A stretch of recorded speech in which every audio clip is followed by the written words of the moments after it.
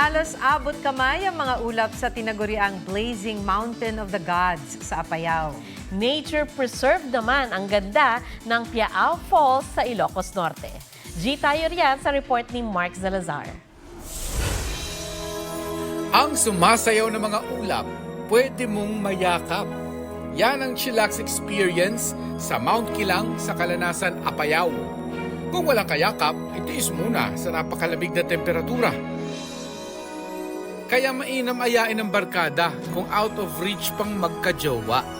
Marireach mo naman ang tuktok ng Mount Kilang na may makinang na ganda.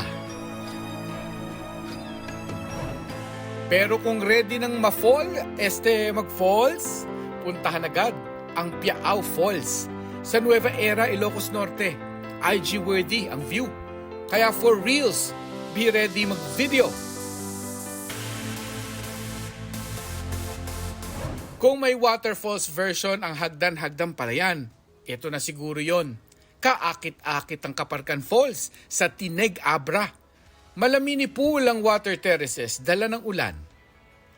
Mark Salazar, nagbabalita para sa GMA Integrated News. Huwag magpahuli sa mga balitang dapat ninyong malaman. Mag-subscribe sa GMA Integrated News sa YouTube. Sa mga kapuso abroad, subaybayan nyo kami sa GMA Pinoy TV at sa www.gmanews.tv.